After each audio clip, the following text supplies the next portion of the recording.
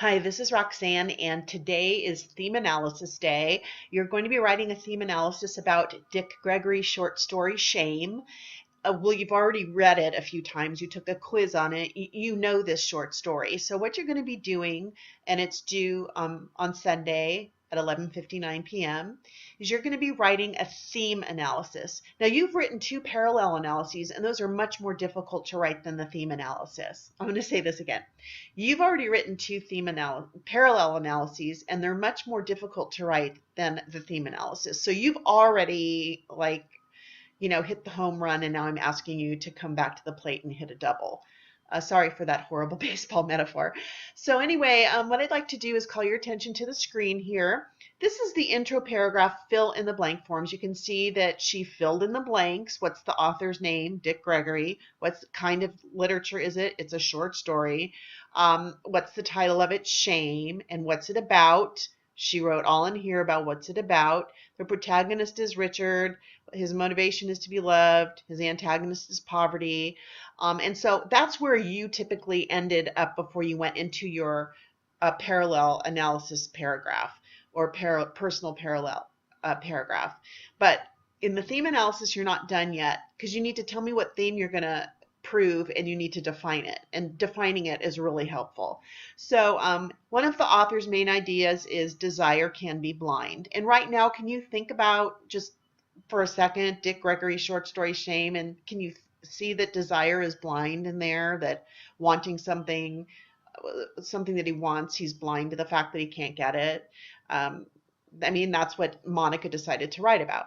And then desire is defined as, and she went to dictionary.com online and got this definition.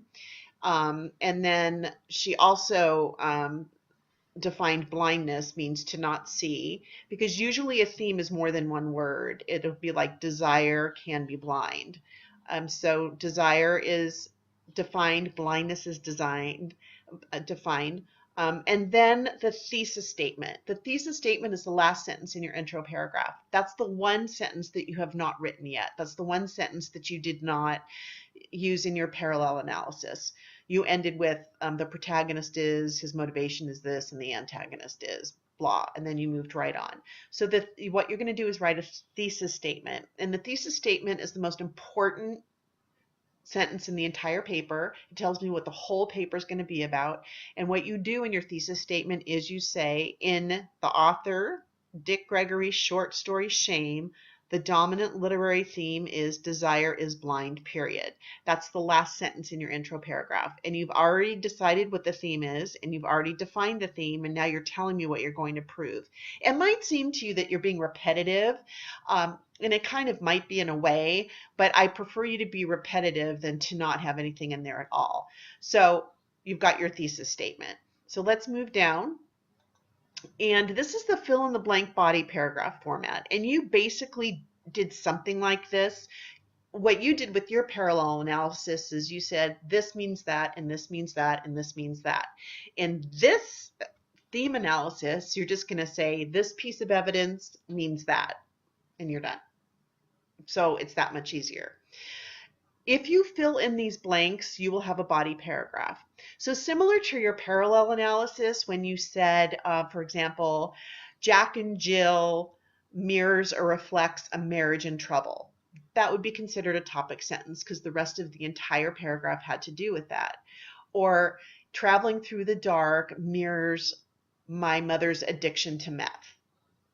So that's a topic sentence. Here, you need to tie it into the theme that you already said you're going to prove. So we see desire is blind through Richard's ignorance about money. And then you just fill in the pinpoint sentences, which are summary sentences. So you tell me what's going on in the story right before the evidence takes place.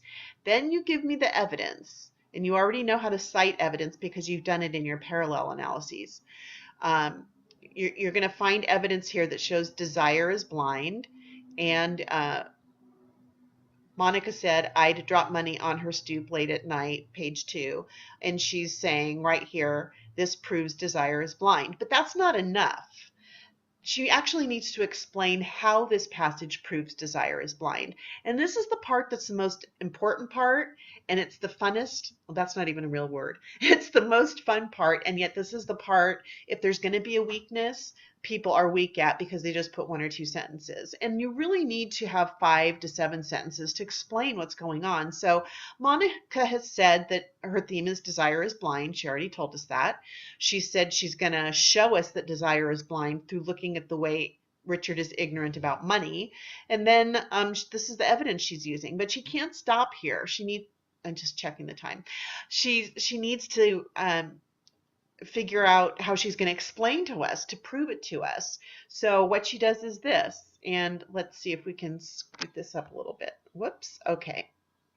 In this passage, we see that Richard desires Helene's attention for money, that he is willing to spend all his money to purchase her love.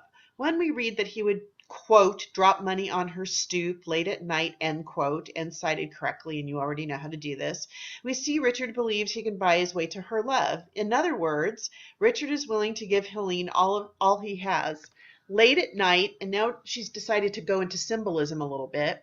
Late at night, and she cites it again, represents that Richard's desire is blind because nighttime is dark. Dark represents blindness because when in the dark you cannot see. Here Richard cannot see that money does not purchase affection. Desire is blind. Okay, so this is her rough draft.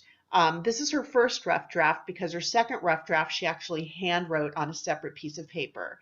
And you might be thinking right now, oh my gosh, Roxanne, I'm so confused. Don't be confused because your paper is going to end up looking something like this. So what Monica did ended up with this, and this is in your booklet on pages 46, 47, and 48. What I've done, I've highlighted here is the concrete or textual evidence that she used to prove her theme. Let's see. There you go. So I'm going to stop right now and go on to video 2. So feel free to review this again, and also please continue on with video 2.